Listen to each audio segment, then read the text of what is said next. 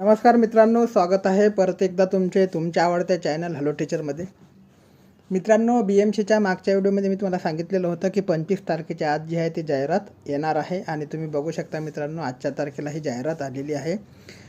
BMCची सुधारित जाहिरात आहे मित्रांनो. तुम्ही इथे बघू शकता सुधारित जाहिरात मी तुम्हाला सांगितलेलं होतं 25 तारखेच्या आत येण्याचे पूर्ण चान्सेस आहे. आणि त्याच्याप्रमाणे जी आहे ती सुधारित जाहिरात ज्या पोस्टसाठी आहे ती पोस्ट म्हणजे आपली कार्यकारी सहाय्यक या पोस्टकरता आलेली आहे. ठीक आहे. आता मित्रांनो, महत्त्वाचे पॉईंट्स याच्यामध्ये आपल्याला बघायचे आहे. कोणत्या अटी ज्या आहेत त्या BMCने हटवलेल्या आहे आणि संपूर्ण जाहिरात आपण थोडक्यामध्ये ते समजून घेणार आहोत. ठीक आहे. तर चला मित्रांनो, बघूया. BMCची जी आहे ते मुख्य अट म्हणजे फर्स्ट अटेम्प्ट सर्टिफिकेट म्हणजे पहिल्या प्रयत्नात उत्तीर्ण असण्याची अट जी हटवण्यात आलेलीच आहे. सोबत आणखी काही अटीसुद्धा BMCने याच्यामध्ये हटवलेल्या आहेत. त्या नेमक्या अटी कोणत्या हटवलेल्या आहेत ते सुद्धा आपल्याला याच्यात बघायचं आहे. तर चला मित्रांनो, सुरुवात करूया. मित्रांनो, बघू शकता सुधारित जाहिरात आहे. मी तुम्हाला अगोदर सांगितलं सुधारित जाहिरात आहे. आणि ही जी जाहिरात आहे मित्रांनो, ते कार्यकारी सहाय्यक जे पूर्वीचं जे पदनाम होते याचं लिपिक या पदाकरता आहे. भरपूर विवादात ही जाहिरात फसलेली होती अगोदरची आणि आता त्यांना व्यवस्थित करून त्यांनी सुधारित जाहिरात जी आहे ती प्रसिद्ध केलेली आहे. ठीक आहे. याच्यामध्ये तुम्ही बघू शकता सदर पदासाठी जी आहे BMCने जी जाहिरात आहे ती प्रसिद्ध केलेली आहे. त्याच्यामध्ये त्यांनी काय गोष्टी क्लिअर केलेल्या आहे. ठीक आहे. दिनांक 20/8/2024 रोजी सार्वजनिक वृत्तपत्रात BMCच्या महानगरपालिकेच्या संकेतस्थळावर प्रसारित करण्यात आलेली जाहिरातीच्या अनुषंगाने दिनांक 20/8/2024 ते 9/9/2024 पर्यंतचा कालावधी आपल्याला जे आहे ते फॉर्म भरण्याकरता देण्यात आलेला होता. आणि कार्यकारी सहाय्यक पूर्वीचे पदनाम जे लिपिक होतं या पदासाठी ऑनलाईन पद्धतीने अर्ज करण्यासाठी सुद्धा तुम्हाला सांगण्यात आलेलं होते आणि 9 तारीख त्यांची लास्ट डेट होती. ठीक आहे. याच्यानंतर मित्रांनो, आता याच्यामध्ये नेमका काय बदल झाला आहे बघा. तुम्हाला सांगू इच्छितो की सरळ सेवेने भरवायच्या कार्यकारी सहाय्यक जे पूर्वीचे पदनाम लिपिक आहे याकरता पुढील तपशील आहे. आणि तपशील काय आहे ते सुद्धा तुम्हाला बघायचं आहे. 25,500 आणि 81,100 जे आहे ते वेतन श्रेणीचा स्तर राहणार आहे मित्रांनो. भराव्याच्या रिक्त पदाची संख्या 1846 आहे पूर्वीप्रमाणेच. ठीक आहे. याच्यामध्ये एकूण भरावाची पदे कॅटेगरी वाईज जर बघितली आपण तर याच्यामध्ये अनुसूचित जातीकरता 142, 150 जे आहे ते अनुसूचित जमातीकरता, विमुक्त जातीकरता 49, भटकी जमात ब करता 54, भटकी जमात क करता 39, भटकी जमात ड करता 38, विमुक्त मागास प्रवर्गाकरता 46, इतर मागास प्रवर्गाकरता 452, EWS करता 182 आणि 185 जी पदे आहे मित्रांनो ते याच्याकरता राखीव आहे. आणि खुल्या प्रवर्गाकरता जे आहे 506 जागा राखीव आहे मित्रांनो. एकूण पदे जी आहे मित्रांनो भराव्याची ते 1846 पदे भराव्याची आहे. ठीक आहे. तर याच्यामध्ये तुम्ही बघू शकता हॉरिझॉन्टल रिझर्वेशनसुद्धा याच्यामध्ये सांगण्यात आलेलं आहे. हॉरिझॉन्टल रिझर्वेशनमध्ये तुम्ही बघू शकता की सर्वसाधारणकरता किती जागा राखीव आहे, महिलांकरता 30% आरक्षण आहे त्यांच्याकरता किती जागा राखीव आहे, माजी सैनिकांकरता 15% आरक्षणाकरता किती जागा राखीव आहे, सगळे डिटेल याच्यामध्ये तुम्हाला त्यांनी दिलेली आहे. ठीक आहे. याच्यानंतर आपण पुढे जाऊया मित्रांनो. तर अनाथ मुलांसाठी सुद्धा इथे 18 पदे राखीव करण्यात आलेली आहे. ठीक आहे. अनाथ जे आहे अनाथांकरता सुद्धा राखीव पदांची संख्या 18 आहे. आणि दिव्यांगासाठी मित्रांनो पूर्णांकात ही बघायचं झालं तर 74 पदे राखीव ठेवण्यात आलेली आहे. ठीक आहे. याच्यानंतर बघू शकता कार्यकारी सहाय्यक जे पूर्वीचे पदनाम लिपिक होतं याच्याकरता मित्रांनो जे अपंग आहे त्याच्यामधून कोणत्या प्रकारचे जे पदे आणि किती भरली जाणार सर्व तुम्हाला माहिती याच्यामध्ये दिलेली आहे. ठीक आहे. तर आपण मेन माहितीला हात घालूया. याच्यानंतर टिपसुद्धा त्यांनी दिलेली आहे. तर टिपमध्ये काय दिलेलं आहे बघा. भरतीसाठी जाहीर केलेल्या रिक्त पदांच्या संख्येत वाढ किंवा घट होण्याची शक्यता आहे. ठीक आहे. म्हणजे याच्यामध्ये 1846 जागेमध्ये वाढसुद्धा होऊ शकते आणि घटसुद्धा होऊ शकते. क्लिअर केलेलं आहे. नंतर पॉईंट नंबर 2, रिक्त पदाच्या संख्येत बदल करण्याबाबत तसेच सामाजिक व समांतर आरक्षण बदलण्याचे अधिकार किंवा भरती प्रक्रिया कोणत्याही टप्प्यावर अंशतः किंवा पूर्णतः रद्द करण्याचे जे अधिकार आहे ते आयुक्त BMC यांच्याकडे राहणार आहे. ठीक आहे. सामाजिक व अन्य समांतर आरक्षणाची पदे भरण्यासाठी शासनाने वेळोवेळी निर्गमित केलेले शासन निर्णयाने कारवाई केली जाणार आहे. ठीक आहे. Point number 1, point number 2, point number 3 आपण समजलेलं आहेत. याच्यानंतर पॉईंट नंबर 4 बघा. दिव्यांग उमेदवारांनी सदर पदाची कर्तव्य आणि जबाबदारी, अपेक्षित शारीरिक क्षमता किंवा पात्रता याबाबतची अपेक्षा दर्शवणारी माहिती संदर्भित करून त्याप्रमाणे अर्ज करणे आवश्यक राहणार आहे. 40% कमी दिव्यांगत्व असलेल्या उमेदवारांनी दिव्यांग आरक्षणाच्या अंतर्गत नियुक्तीसाठी अर्ज केल्यास अशा उमेदवारांना अपात्र ठरवण्यात येतील. म्हणजे तुमचे जे दिव्यांगत्व आहे मित्रांनो 40% किंवा त्याच्यावरती असणे गरजेचं आहे. ठीक आहे. याच्यानंतर 5वा पॉईंट बघा, दिव्यांग उमेदवार उपलब्ध न झाल्यास सदर पदे जे आहे ते खुल्या प्रवर्गातील उपलब्ध पदासाठी रिक्त ठेवण्यात येतील. ठीक आहे. ज्या पदाच्या मित्रांनो दिव्यांग उमेदवार उपलब्ध झाला नाही तर ती पदे आहे ते कन्वर्ट होणार आहे ओपनमध्ये. याच्यानंतर दिव्यांग पदोन्नतीनुसार विहित पात्रता धारण करणारे दिव्यांग उमेदवार त्या जात प्रवर्गातील तसेच सर्वसाधारण गटातून अर्ज करू शकतात व ते गुणवत्तेनुसार सर्वसाधारण गटातून निवडीस पात्र ठरू शकतात. त्यावेळेस त्यांना सर्वसाधारण उमेदवारांच्या सेवा व शर्ती लागू राहणार आहे. ठीक आहे. याच्यानंतर मित्रांनो BMC मागासवर्ग कक्षाचे परिपत्रक क्रमांक जे आहे त्यांनी दिलेले आहे, हे सगळे तुम्हाला वाचून घ्यायचं आहे व्यवस्थितरित्या.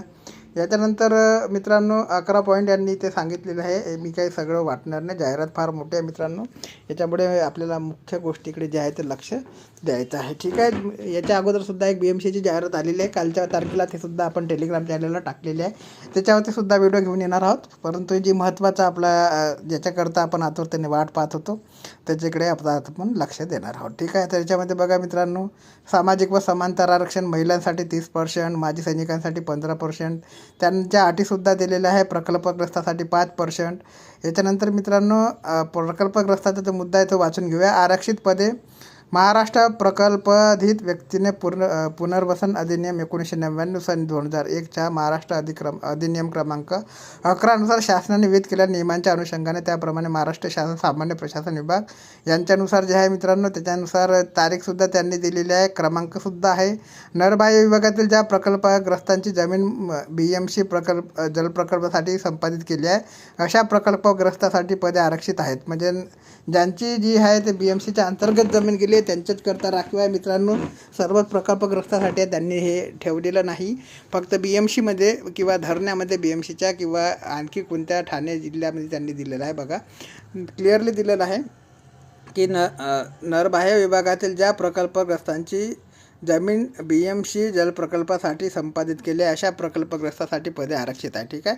म्हणजे ज्यांची BMCसाठी गेली अशाच प्रकल्पग्रस्तासाठी जे पदे त्यांनी आरक्षित ठेवलेले आहे. बाकीच्यांना जे आहे ते मित्रांनो अर्ज याच्यामध्ये करता येणार नाही.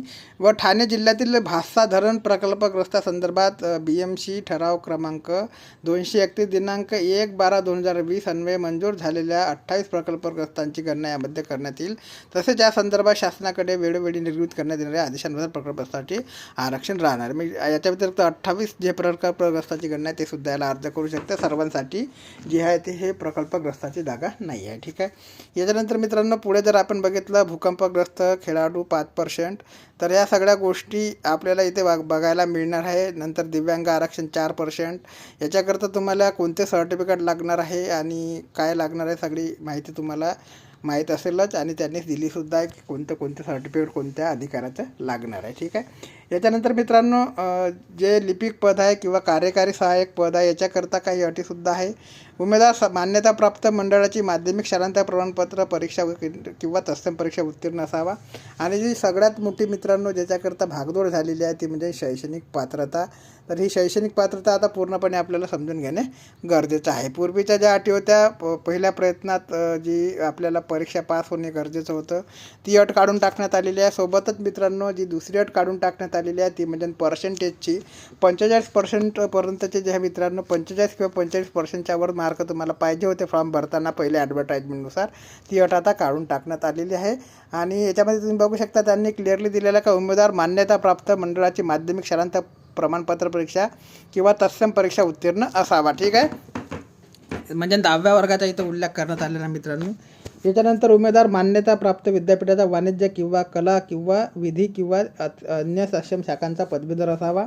परंतु याच्यामध्ये जी पर्सेंटेज होती मित्रांनो 45%ची जी अट आहे ती सुद्धा आता आपल्याला इथे दिसणार नाही. ठीक आहे.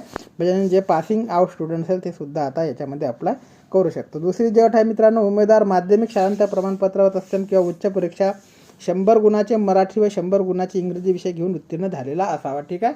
म्हणजे तुम्हाला जे 10व्या वर्गामध्ये विषय असेल ते 100 मार्काचा इंग्रजी आणि 100 मार्काचा मराठीचा विषय असणे आवश्यक आहे. त्याच्यानंतर उमेदवाराकडे शासनाने इंग्रजी व मराठी टंकलेखनाचे प्रत्येकी किमान 30 शब्द प्रति मिनिट म्हणजे ज्यांची स्पीड 30ची असेल ते असणं कंपल्सरी आहे मित्रांनो. 30% तुम्हाला जे आहे 30ची जी स्पीड आहे ती इंग्रजी टायपिंगची पाहिजे आहे आणि मराठी टायपिंगची सुद्धा तुम्हाला 30ची स्पीड पाहिजे आहे. ठीक आहे. याच्यानंतर उमेदवाराजवळ MSCIT किंवा त्याच्या तत्सम प्रमाणपत्र असणे आवश्यक आहे. ठीक आहे, हे सुद्धा अट आहे.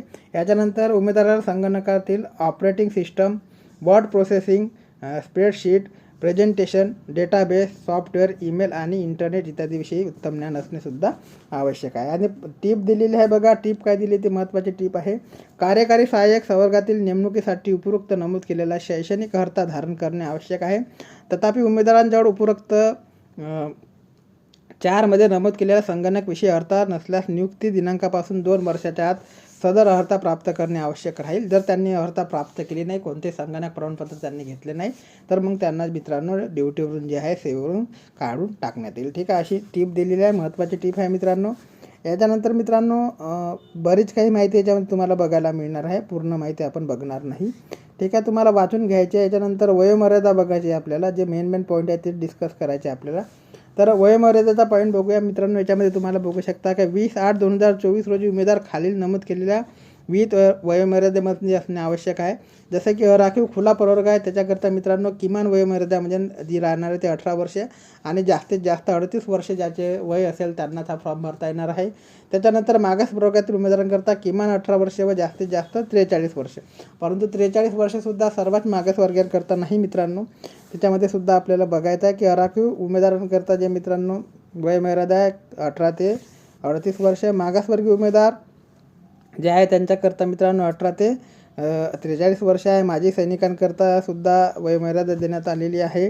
त्याच्यामध्ये तुम्ही बघू शकता माजी सैनिकांकरता डिटेल इन्फॉर्मेशन याच्यात बघू शकता. प्रकल्पग्रस्ताकरता, खेळाडू उमेदवारांकरता सुद्धा याच्यात तुम्ही बघू शकता. ठीक आहे, सर्वांसाठी वेगवेगळी जी आहे ती वयोमर्यादा देण्यात आलेली आहे. नंतर मित्रांनो आरक्षण आहे, तिथे आरक्षणाच्या कॉलममध्ये बघा किमान वयोमर्यादा काय असणार आहे आणि कमाल वयोमर्यादा काय असणार आहे. ठीक आहे, तर आरक्षणानुसार बघणे गरजेचं आहे आपल्याला. आराखीव करता 18 किमान आहे आणि 38 कमाल आहे. मागास प्रवर्गातील उमेदवार जे आहे त्याच्याकरता 18 किमान आणि 43 कमाल आहे. म्हणजे मित्रांनो सगळ्यात मागासवर्गीय उमेदवारांकरता आता ही वयोमर्यादा मला वाटते 43 वर्ष आहे. ठीक आहे. त्याच्यानंतर माजी सैनिक उमेदवारांकरता जे आहे मित्रांनो वयोमर्यादा तुम्ही बघू शकता. सशस्त्र दलात केलेली सेवा +3 वर्ष. माजी सैनिकांकरता 45 वर्ष. प्रकल्पग्रस्त उमेदवारांकरता 45 वर्ष. मॅक्झिमम आपण बघत आहोत, मिनिमम सारखीच आहे. ठीक आहे. याच्यानंतर भूकंपग्रस्तांकरता 45, खेळाडूकरता 43, अंशकालीन पदवीधर उमेदवारांकरता 55 वर्ष, अनाथ उमेदवारांकरता 43, दिव्यांगांकरता 45 आणि स्वातंत्र्य सैनिकांकरता जी वयोमर्यादा देण्यात आलेली आहे मित्रांनो ते 45 देण्यात आलेली आहे. स्वातंत्र्य सैनिकाचा नामनिर्देशित पाडलेला उमेदवार असेल तर. ठीक आहे, तर अशा प्रकारची वयोमर्यादा देण्यात आलेली आहे मित्रांनो. निवडीचे निकष काय राहणार आहे ते सुद्धा याच्यात देण्यात आलेले आहे. नाहरकत प्रमाणपत्र तुम्हाला का सादर करायचे आहे हे सुद्धा डबल स्टार बघू शकता. तथापि उन्नत व प्रगत गटामध्ये क्रिमिनल मोडणारे विमुक्त जाती भटकी जमात ब, भटकी जमात क, भटकी जमात ड, विमुक्त मागास प्रवर्ग, इतर मागास प्रवर्गामधील उमेदवारांना मागासवर्गीयांसाठी असलेले वय, परीक्षा शुल्क, सवलत अशा अन्य कोणत्याही सवलतीला पात्र नाहीत. BMC सेवेत असलेल्या कर्मचाऱ्यांसाठी वयोमर्यादेची अट नाही. ठीक आहे, जे BMC कर्मचारी असेल त्यांना वयोमर्यादेची अट नाही, ते सुद्धा याच्यात फॉर्म भरू शकता. तथापि त्यांनी खाते प्रमुखांचे अर्ज सादर करण्यापूर्वीचं जे आहे नाहरकत प्रमाणपत्र ज्याला आपण NOC म्हणतो ते घेणे गरजेचं राहणार आहे. ठीक आहे. याच्यानंतर निवडीचे निकष. कार्यकारी सहाय्यक पूर्वीचे पद नाव जे लिपिक होते त्याच्याकरता निवडीचे निकष जे राहणार आहे ते काय राहणार आहे. पदाच्या सेवा प्रवेश नियमानुसार विहित केलेल्या अर्हता व अटी शर्ती धारण करीत असलेल्या पात्र उमेदवारांनी बहुपर्यायी म्हणजे ज्याला आपण वस्तुनिष्ठ प्रश्न म्हणतो ते राहणार आहे.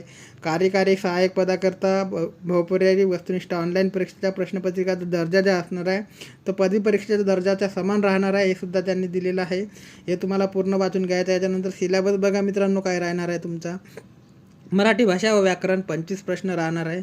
इंग्रजी भाषा व व्याकरण 25 प्रश्न, सामान्य ज्ञान 25 प्रश्न आणि बौद्धिक चाचणी 25 प्रश्न. ठीक आहे. एक प्रश्न 2 मार्काचा राहणार आहे मित्रांनो. टोटल पेपर राहणार आहे 200 मार्काचा. टोटल प्रश्न 100 राहणार आहे.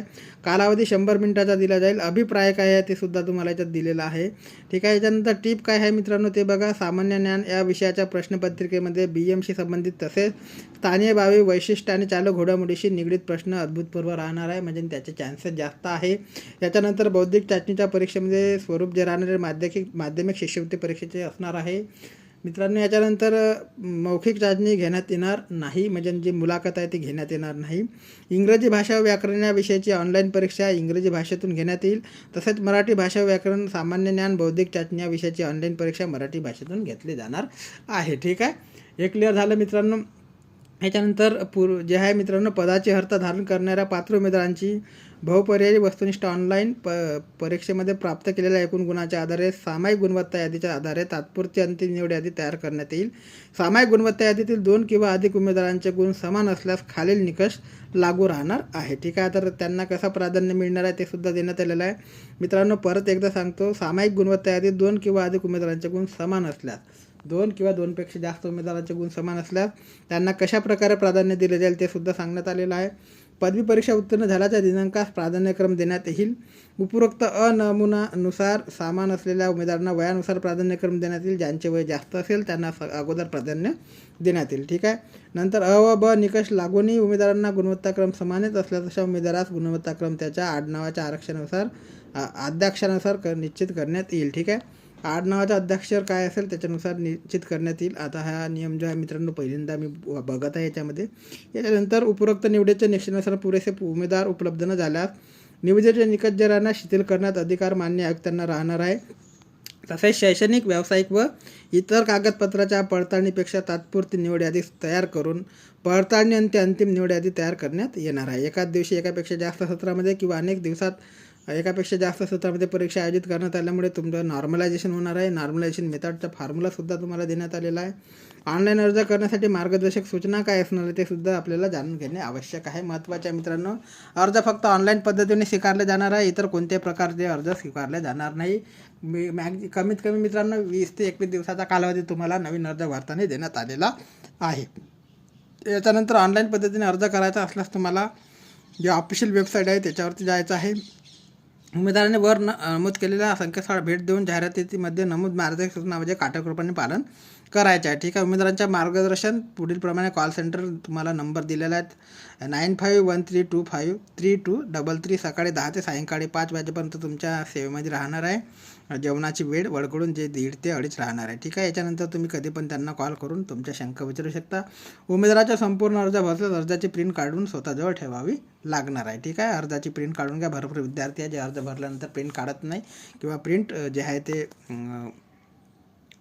हरवत असतात. त्याच्यामुळे तुम्हाला PDF जे आहे ते 1-2 आपल्या ग्रुपवरती सुद्धा सेंड करू शकता किंवा 1-2 आपले नातेवाईक असेल किंवा बहीण भाऊ असेल त्यांच्याकडे सेंड करून ठेवा.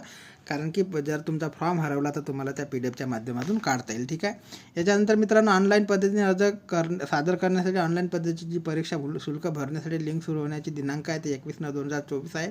आणि ऑनलाईन पद्धतीने अर्ज सादर करण्यासाठी ऑनलाईन पद्धतीने परीक्षा शुल्क भरण्यासाठीची जी वेळ राहणार आहे मित्रांनो 11/10/2024 ही लास्ट डेट राहणार आहे आणि वेळ राहणार आहे रात्री 12 वाजेपर्यंत. ठीक आहे, 11:59 याच्यानंतर ऑनलाईन परीक्षा शुल्क भरण्याकरता मित्रांनो राखीव पदाकरता 1,000 रुपये आणि मागास प्रवर्गाकरता 900 रुपये राहणार आहे. याच्यानंतर ऑनलाईन अर्जासोबत ऑनलाईन पद्धतीने भरलेले परीक्षा शुल्क कोणत्याही परिस्थितीत उमेदवारास परत केले जाणार नाही. ऑनलाईन शुल्क भरताना बँकेचे इतर शुल्क उमेदवाराला स्वतः भरावे लागणार आहे. परीक्षा शुल्क न वापरता नॉट रिफंडेबल राहणार आहे. कोणत्याही कारणास्तव पदभरती प्रक्रिया स्थगित रद्द झाल्यास उमेदवारास पदभरती शुल्क परत केले जाणार नाही. ठीक आहे, दिव्यांग उमेदवारांकरता सूचना राहणार आहे मित्रांनो. या सूचना तुम्हाला क्लिअरली वाचून घ्यायच्या आहे. सगळं मी याच्यात आता वाचत बसलो तर व्हिडिओ ऑलरेडी लंबा झालेला आहे आपला. ठीक आहे, याच्यानंतर महत्त्वाची माहिती आपल्याला बघायची मित्रांनो परीक्षा केंद्राच्या संदर्भात. तर परीक्षा केंद्राच्या संदर्भात माहिती याच्यात देण्यात आलेली आहे. ठीक आहे, आणि मुख्य गोष्ट म्हणजे ज्यांनी मित्रांनो अगोदर फॉर्म भरलेले असेल त्यांना डबल फॉर्म भरण्याची आवश्यकता नाही आहे. ठीक आहे, याच्यानंतर परीक्षा केंद्रावर पत्ता परीक्षेच्या प्रवेशपत्रास नमूद केला जाईल. संबंधित प्रवेशपत्रामध्ये नमूद केलेल्या परीक्षा केंद्रावर ऑनलाईन पद्धतीने परीक्षा घेतली जाईल. परीक्षा केंद्र स्थळ दिनांक व इतर इत्यादी बाबी बदल करण्यासंबंधीची विनंती मान्य केली जाणार नाही. ठीक आहे, कोणत्याही प्रकारच्या प्रशासकीय व्यवहारांतर कोणतेही परीक्षा केंद्र परीक्षेचे स्थळ किंवा दिनांक 17 यामध्ये बदल करण्याचा अधिकार परीक्षा किंवा आयोजक संस्थांकडे राखीव आहे. ठीक आहे, तर अशा प्रकारचे नियम दिलेले आहे मित्रांनो. ओळख पटवण्याकरता तुम्हाला पॅन कार्ड, आधार कार्ड किंवा पासपोर्ट साईज फोटो हे सगळ्या गोष्टी याच्यात देण्यात आलेल्या आहे. नंतर मित्रांनो शिकाऊ वाहन परवाना किंवा म्हणजे ज्याला आपण लायसन्स म्हणतो ते सुद्धा चालणार आहे. परीक्षेसाठीचे वैध प्रवेशपत्र, मूळ फोटो आणि ओळखपत्र किंवा फोटो ओळखपत्राची छायांकित प्रत तुम्हाला सोबत ठेवावे लागणार आहे. सामान्यीकरणचा नियम दिलेला आहे. सर्वसाधारण अटीसुद्धा दिलेले आहे. तर सर्वसाधारण अटीमध्ये तुम्ही बघू शकता, सदर भरती प्रक्रियेत अंतिम निर्णय घेण्याचे प्रशासकीय किंवा अन्य कारणास्तव सदर सरळ सेवा भरती प्रक्रिया कोणत्याही वेळेस कोणत्याही टप्प्यावर थांबविण्याचे अधिकार आयुक्तांकडे आहे, BMC आयुक्ताकडे. ठीक आहे. तर अशा प्रकारची सगळ्या अटी तुम्हाला याच्यात देण्यात आलेल्या आहे, वाचून घ्यायच्या आहे मित्रांनो. याच्यानंतर जे पात्र ठरलेले उमेदवार आहेत त्यांचं जे आहे नॉर्मलायझेशन होणार आहे, काही हरकत नाही. ठीक आहे. याच्यानंतर पुढची विशेष सूचना त्यांनी दिल्या आहे की यापूर्वी संबंधित कार्यालय व अन्य ठिकाणी अन्य प्रकारे सादर केलेले प्राप्त झालेले अर्ज विचारात घेतले जाणार नाहीत. नंतर कोणत्याही व्यक्तीला किंवा इतर दुसऱ्या संस्थेला अर्ज विकणे, स्वीकारणे इत्यादी अधिकार दिलेला नाही. ठीक आहे. म्हणजे ज्या अर्ज तुम्हाला ऑनलाईन पद्धतीने भरायचा आहे मित्रांनो. ठीक आहे. याच्यानंतर मित्रांनो याच्यात नॉर्मलायझेशनची मेथडसुद्धा देण्यात आलेली आहे. नंतर MCQ आधारित जे प्रश्न राहणार आहे ते सुद्धा देण्यात आलेलं आहे. कोणते प्रश्न राहणार आहे त्याचासुद्धा याच्यात बघू शकता तुम्ही. ग्रुप A, ग्रुप C आणि ग्रुप D किती क्वेश्चन राहणार ते सुद्धा देण्यात आलेलं आहे. ठीक आहे. तर पूर्ण ॲडव्हर्टाईजमेंट तुम्हाला एकदा पूर्ण रीड करायची आहे मित्रांनो, त्याच्यानंतरच फॉर्म भरायला हाती घ्यायचा आहे. जवळपास 20 दिवसाचा कालावधी तुम्हाला देण्यात आलेला आहे. ठीक आहे. याच्यानंतर ज्यांनी अगोदर फॉर्म भरलेले असेल 9 तारखेपर्यंत त्यांना परत जे आहे ते फॉर्म भरण्याची गरज नाही, हे याच्यात सांगण्यात आलेलं आहे. ते सुद्धा मी तुम्हाला याच्यामध्ये दाखवतो. तर मित्रांनो इथे बघू शकता तुम्ही, याच्यात जो रेड बॉक्स मी काढलेला आहे याच्यामध्ये क्लिअरली दिलेला आहे की दिनांक 20/8/2024 रोजी सार्वजनिक वृत्तपत्रात व BMC संकेतस्थळावर प्रसारित करण्यात आलेल्या जाहिरातीच्या अनुषंगाने दिनांक 20/8/2024 ते दिनांक 9/9/2024 पर्यंतच्या कालावधीत कार्यकारी सहाय्यक पूर्वीचे नाव पदनाम जे लिपिक होतं या पदासाठी परीक्षा शुल्क भरून ऑनलाईन अर्ज सादर केलेल्या उमेदवारांनी पुनश्च अर्ज करण्याची आवश्यकता नाही. ठीक आहे. म्हणजे तुम्हाला परत अर्ज जे आहे ते भरावे लागणार नाही मित्रांनो, ज्यांनी अगोदर अर्ज भरलेले असेल त्यांनी. ठीक आहे. ज्यांनी अगोदर अर्ज भरले असेल, ज्यांचा अर्ज ॲक्सेप्ट झालेला असेल त्यांना परत अर्ज करण्याची आवश्यकता नाही आहे. ठीक आहे. तर आता लवकरात लवकर मित्रांनो अर्ज भरून घ्या. आणि परत एक जे आहे इम्पॉर्टंट तुम्हाला सांगू इच्छितो की जे BMCची जाहिरात आहे ती परत दुसरी जाहिरातसुद्धा आलेली आहे. ती जाहिरातसुद्धा तुम्हाला दाखवू इच्छितो मित्रांनो. इथं मी त्याच्यावरती व्हिडिओ बनवलेला नाही. ठीक आहे. तर हा आपला हॅलो टीचर YT नावाचा ऑफिशियल टेलिग्राम चॅनल आहे. याला तुम्ही जॉईन झाले नसाल तर प्लीज जॉईन होऊन जा. सर्वात अगोदरची अपडेट आपण या चॅनलला टाकत असतो आणि त्याच्यानंतरच बाकीचे जे आहे ते मित्रांनो व्हिडिओ बनवायला घेत असतो. सर्व प्रकारची अपडेट मी याच्यावर नेहमी टाकत असतो. हॅलो टीचर YT नावाचा ऑफिशियल चॅनल आहे आणि त्याची जी लिंक आहे मित्रांनो तुम्हाला डिस्क्रिप्शन बॉक्समध्ये दिली जाईल. ठीक आहे. बघा BMCची दुसरी जाहिरात पण होती याच्यामध्ये, मी याच्यावरती व्हिडिओ बनवलेला नाही परंतु जाहिरात तुम्हाला टाकलेली होती. ते जाहिरात इथे बघू शकता. BMCची दुसरी जाहिरात आहे. कोणत्या पदाकरता आहे ते सुद्धा तुम्हाला सांगतो. भरपूर लोकांना माहीतच असेल. कर निर्धारण व संकेत खाते जाहिरात आहे आणि निरीक्षक पदाचं नाव आहे. ठीक आहे. याच्यामध्ये टोटल ज्या जागा आहे मित्रांनो, टोटल जागा भरायच्या आहे 178. ते 178 पदाकरता ही जाहिरात आहे. टेलिग्राम चॅनलवर टाकलेले आहे, तुम्ही बघू शकता. याच्यावरती मी व्हिडिओ एक सेपरेट उद्याला घेऊन येईल. त्याच्यापर्यंत मित्रांनो आणखी काही अपडेट माहिती आपल्याला BMCच्या संदर्भात आली आणि बाकीच्या ज्या एक्झाम आहे त्याच्या संदर्भात आली तरी तुमच्यापर्यंत पोहोचण्याचे कार्य नेहमीप्रमाणे चॅनलच्या माध्यमातून केले जाईल. मित्रांनो तोपर्यंत जय हिंद, जय महाराष्ट्र, जय शिवराय.